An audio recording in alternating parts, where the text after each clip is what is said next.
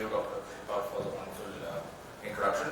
So, I'm a Bengali, but somehow I've been born and brought up in Bangalore, and this kind of humidity gets to me sometimes. So, just a couple of seconds. So, I'll be speaking on dry eye diagnostics, basic to advanced.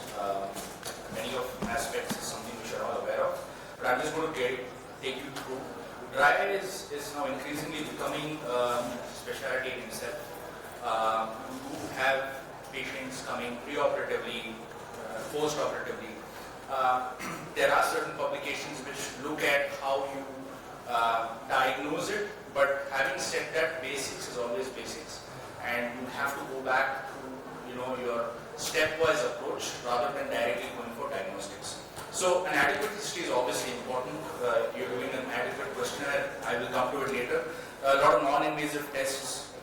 The non-invasive breakup time, we do something known as lipid interferometry, lipid layer thickness, fluorescent staining. Staining is something which is very important and that should not be missed.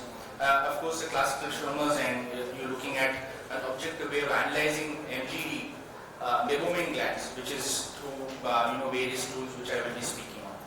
So, like I said, never forget your basic.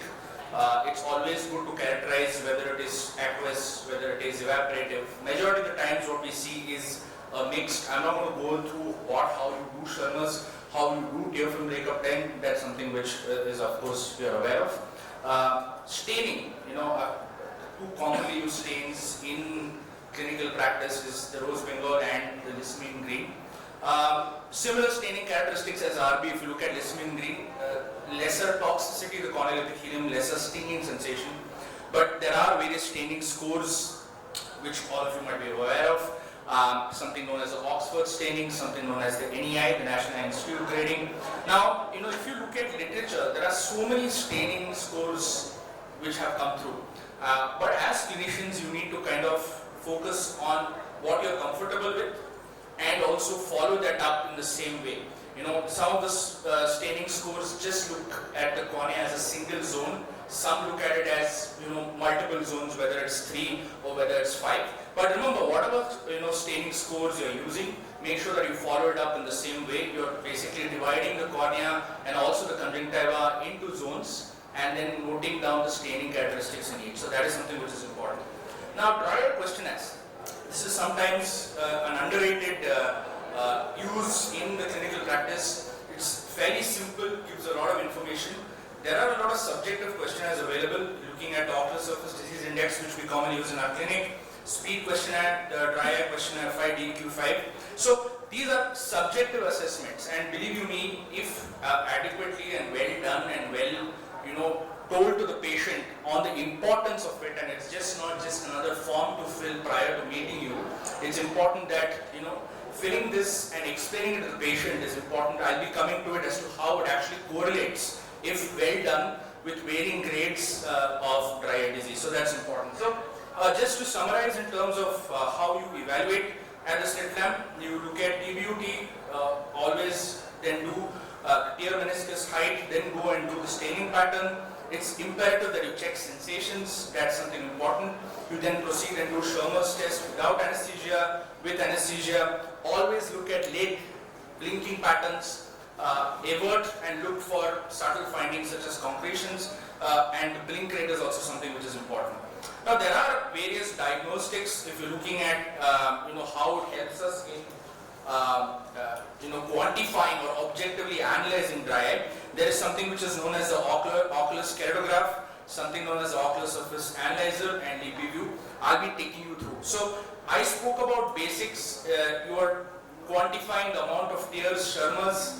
You're looking at the tear film breakup time, the tear film meniscus. You're also doing a subjective assessment of the discomfort. So this has to be done for all patients. Anything in addition to this is kind of adding on to your already existing diagnosis and kind of corroborating your findings. Clinical diagnosis is still the main way to go forward. History is still something very important to know. So a lot of work has been done on objectively analyzing the meibomian glands, the anatomy, the structure, There are many publications, including our book, which have looked at quantitatively grading MGD. So what these tools do is it kind of quantifies the meibomian glands and kind of characterizes as to regarding the loss. So for example, if there is a 25% or less than 25% loss, it is well mild or very less. If it is between 25 to 50%, it generally tends to be somewhere between mild to moderate. As we go ahead, 50 to 75 and more than 75% gland loss, it generally tells us that it's a severe disease. So of course you're still going to do your tear film breakup time. Of course you're still going to look at the lids. You're still going to quantify, anatomically look at the meibomian glands, avert. That is something which you still have to do, but this is kind of giving us an objective assessment of the meibomian glands. So there are a lot of these softwares which are AI driven. I do a lot of work in AI. These are helping us in kind of quantifying, but more or less it's giving you the same thing. So sorry for that. I think some glitch in the while I transferred it. So ocular surface analyzer is another tool. What it does and what it adds to it is it's giving you mammography. It also gives you an option of entering the OSDI. You can of course do that separately with the sheet. So this is how the interface looks. See, a lot of this is something which even we don't normally use, but importantly you need to look at the mammography option, you need to look at the blepharitis option, you need to look at the interferometry. These are main things we look at. Anything in addition to that is of course an extra. So lipid layer thickness, a way of quantifying lipid layer thickness using interferometry is something which kind of indirectly gives you the functionality of the meibomian glands. So if you look at these various patterns in the lipid layers and the thickness, something known as a closed meshwork, this kind of a wavy or amorphous pattern are normal. So it is objective analysis. It also gives you cutoff scores, below which we consider it to be a non-functional or suboptimally functional meibomian gland. And again, any device which has a placido will also give you something known as a non-invasive breakup time. What it does is it projects this placido disc reflection onto the tear film, the precornate tear film, and it kind of automates and looks at which area maintains the tear film for how long. So if you see the change to yellow and in some cases red, that is the area where the tear film is actually breaking. Do you really need this clinically? Well, it is kind of again corroborating your clinical findings, but this is again an add-on, and because my topic is on diagnostics, hence I'm talking about that. It also looks at documenting staining patterns into the machine itself, and gives you an option of looking at the tear meniscus height. So I spoke about Cirrus topographer. It has a placido with a shine flow. The placido disc, again, the same principle. It looking at the non-invasive breakup time. What is important is they have done a comparative analysis on all of these tools, whether it is Cirrus, whether it's Oculus, whether it's the SPM, and they found that majority of those parameters are actually repeatable. So any instrument which comes in the market, it should be repeatable, and not only should it be repeatable, there should be some amount of agreement between those devices, and therefore understanding that you need to optimize what tool you have in your practice. That is what is important. Okay. Finally, not all of you might have all of these tools. Whatever you have, please make sure that you optimize the way you use it. So LipidView is another tool which kind of looks at the lipid layer thickness. It has good repeatability. It looks at it quantifies the lipid layer thickness in something known as colorimetric units, interferometric colorimetric units, ICU units. Anything which is less than 60 is suggestive of a thin lipid layer, and it could be a suitable screening tool for detecting MGD. Oculus keratograph, again, same principle. It has a placido. It also gives you meibomian gland anatomy. These are tools which are agreeing with the previous tools I spoke about and can be used interchangeably. Again, it has a way of classifying the meibomian gland loss. So, how do you choose? This is something which I think further speakers will be talking about that. It can kind of help us in prognosticating, help us in figuring out which bracket these patients fit into. An important tool, this is known as the optical quality analysis system. Now, it's important to understand that tear film optics plays an important role. A person who has dry eye has an altered tear film optics.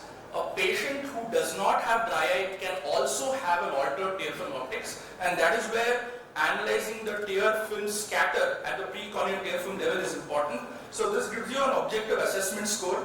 This is known as the objective scatter index. So as we blink, and from the blink to one blink to the next blink, it looks at the scatter at the precorneal tear film and kind of analyzes it. Anything which is more than 1 is telling me that there is more scatter. So this is again more of a research tool in how we quantify and look at that. So for the positive time, I'll move ahead. This is again looking at something known as the vision breakup time. So this tool is again a research tool, no doubt, but what we have found is that altered tear film optics can also change the way we image patients, and we have proven that in terms of an altered tear film optics altering the repeatability of an instrument. So that is why these tools can somehow help us analyze patients better.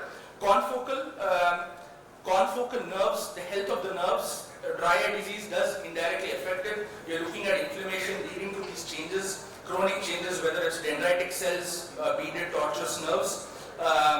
This is again 2 patients, one with healthy nerves, one with dendritic cells, which is basically a sign of inflammation. And again, what we found is that it correlates very well with the grades of the dry eye disease and also with the OSDI. So people ask me, why do we need a confocal? And what we found is that confocal changes kind of collaborate very well and with well done OSDI. And therefore, though not everybody can have confocal microscopy, a subjective assessment using those questionnaires which I spoke about is something which is useful. So to summarize, your clinical diagnosis is still the key. You should not forget your basic evaluation, your history, but yeah, there are other diagnostics which can kind of collaborate and add to your armamentarium. Thank you. Thank you, Dr. Gairik. Any questions we would be happy to take?